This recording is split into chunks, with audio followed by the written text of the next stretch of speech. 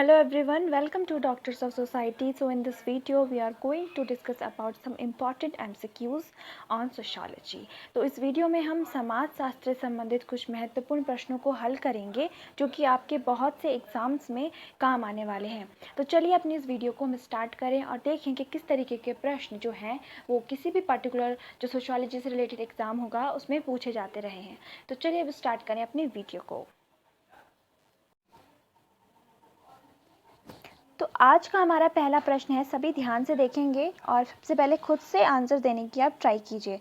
तो question number 1 is, Habermas ने ज्ञान के कितने प्रकारों का उल्लेख किया है? हम सभी जानते हैं जो यर्गन हैबरमास हैं, ठीक है, जो किस स्कूल से आते हैं? क्रिटिकल स्कूल से आते हैं, ठीक है, न्यू मार्क्सिस्ट स्कूल से आते हैं, जिसे हम फ्रैंकफर्ट स्कूल भी बोलते हैं। तो जो उन्होंने नॉलेज के प्रकार बताए हैं, ज्ञान के प्रकार बताए हैं, तो कितने बताए हैं? 2 बताए हैं, 3, 4 या फिर 5? तो इसका जो करेक्ट आंसर हो जाएगा वो हो जाएगा 3, ठीक है। वो 3 टाइप ऑफ नॉलेज बताते हैं, ठीक है, जिसमें कि वो किस चीज़ के बारे में बताते हैं आपको ये भी पता होना चाहिए। जिसमें से वो एक बताते हैं तकनीकी ज्ञान, हमें टेक्नोलॉजिकल नॉलेज होनी चाहिए। सेकंड, हमें व्यवहारिक ज्ञान होना चाहिए और फिर हमें अनुभाविक ज्ञान होना चाहिए। इस तरीके से जो हैबरमास ने बताए हैं वो 3 टाइप ऑफ नॉलेज की चर्चा वो करते हैं। चलिए नेक्स्ट पर बढ़ते हैं आगे।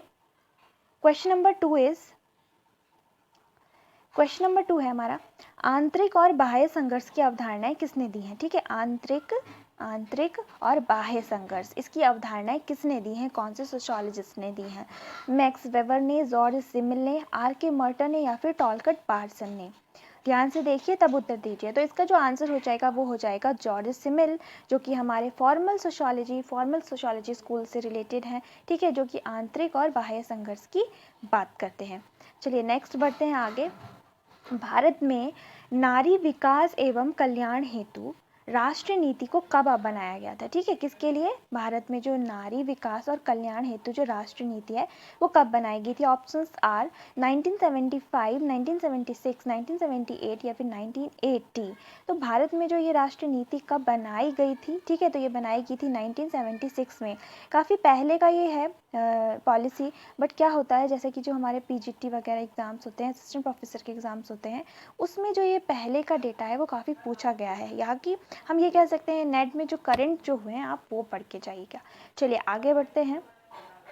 ये किसका मत है कि स्वयं समाजशास्त्र का उद्देश्य उन घटनाओं को एक नया अर्थ प्रदान करना है जिनका अध्ययन अन्य विज्ञान पहले से ही कर चुके हैं? ठीक है, इसमें सोशियोलॉजी की बात हो रही है और वो क्या कह रहे हैं कि उन घटनाओं को हम नया अर्थ देते हैं जिनका अध्ययन विज्ञान जो है वो पहले से कर चुका है। डर्खाइम बोलते हैं, वेबर, मार्क्स या फिर मोनेरॉट। ओके, तो ये कौन बोलते हैं? बिल्कुल इजी हो जाएगा, अगर आपने डर्खाइम के बारे में पढ़ा होगा तो वो इस बारे में चर्चा करते हैं। चलिए आगे बढ़ते हैं अपने नेक्स्ट क्वेश्चन पर। निम्नलिखित में से किस एक प्रसारवादी विचारक, तो आपको देखिए सबसे पहले पता चल गया कि वो प्रसारवादी विचारक की बात हो रही है, जिसने सांस्कृतिक प्रसार के अध्ययन हेतु स्वरूप और मात्रा, किसकी? स्वरूप और मात्रा के मानदंड का विकास किया था। ठीक है, Peter W Schmidt, W Koppers, M Gusinde या फिर एफ ग्रेबनर प्रसारवादी हैं जो ये। तो ये जो इसका करेक्ट आंसर हो जाएगा वो हो जाएगा पीटर डब्ल्यू शिम्ट। सो नेक्स्ट देख लेते हैं, निम्नलिखित में से किसने व्यवस्थापन को विरोधी सहयोग कहा था? व्यवस्थापन को विरोधी सहयोग। जो भी मैं आज प्रश्न आपके लिए लेकर आई हूँ, मैं काफ़ी ज़्यादा मैंने इनको छांटा है, अच्छे से सोचा है, समझा है, तब लेकर आई हूँ, क्योंकि जो ये क्वेश्चन है ये काफ़ी अनकॉमन है। तो क्या होता है कि हमें जब किसी एग्ज़ाम्स में इस तरह के क्वेश्चन पूछे जाते हैं तो हमें इस बारे में पता होना चाहिए कि जो नॉर्मल से अलग कुछ क्वेश्चन हमें सॉल्व करने चाहिए। तो ये वैसे ही हैं। तो विरोधी सहयोग की बात कौन करते हैं? बोगार्ट, समनर, डेविस या फिर Gillin and Gillin? So the correct answer for this question is William Graham Sumner. ठीक है, William Graham Sumner.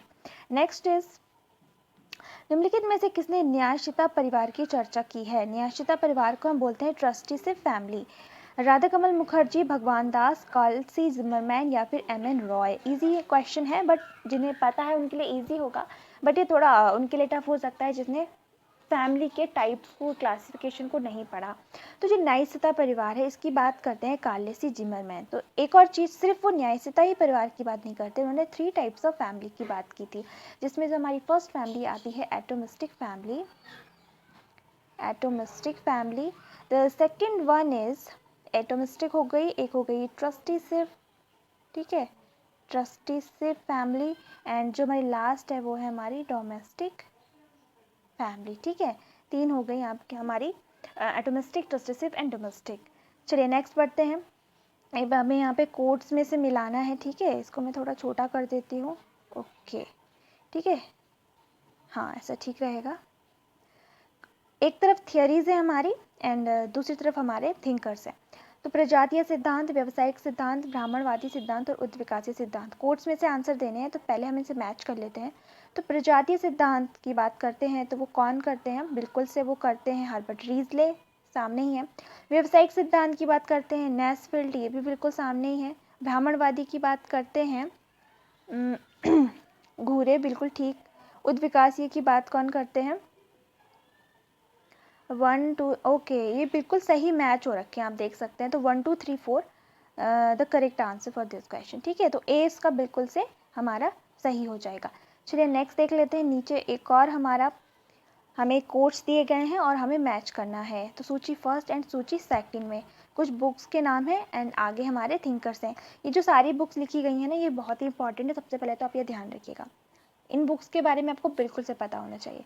India's village, an Indian village, a Rajasthan village और विलेज इंडिया। तो India's village, this popular book bye,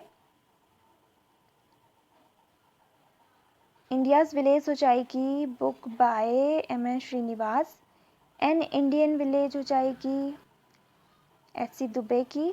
Rajasthan village हो जाएगी Brijraj Chauhan. And village India by McKim Marriott. तो क्या बना हमारा, देख लेते हैं हम। 1 4 1 4 और फिर आ गया हमारा 2 4, नहीं 1 मिनट, पहले का हमारा 1 है, ओके, फिर है 4 है, ठीक है, फिर है 2 1 4 2, ओके एक मिनट, 1 4 2 3, लास्ट का हमारा 3, ठीक है, तो हमारा बी वाला हो जाएगा। ठीक है, 1 4 2 3 इज द करेक्ट आंसर। चलिए, द मैकडोनाइजेशन ऑफ सोसाइटी पुस्तक के लेखक कौन है, इंपॉर्टेंट क्वेश्चन है। इस पुस्तक के लेखक कौन हो जाएंगे, जॉर्ज रिट्जर, मिकाइवर, मैक्स वेबर या फिर टर्नर। तो ये जो बुक है इसके लेखक जो है वो है हमारे जॉर्ज रिट्जर, जो कि कहते हैं जो कि हमारी सोसाइटी है वो अब क्या होने लग गई है, मैकडोनलाइज होने लग गई है। इसका मतलब ये होता है कि जो पहले की हमारी सोसाइटी थी उससे अब चेंज होकर वो जो हमारी सोसाइटी है वो मैकडोनलाइजेशन जैसे कॉन्सेप्ट अपनाने लग गई है। जैसे कि फास्ट फूड रेस्टोरेंट्स अब बन गए हैं, तो ये इसका एग्जाम्पल है।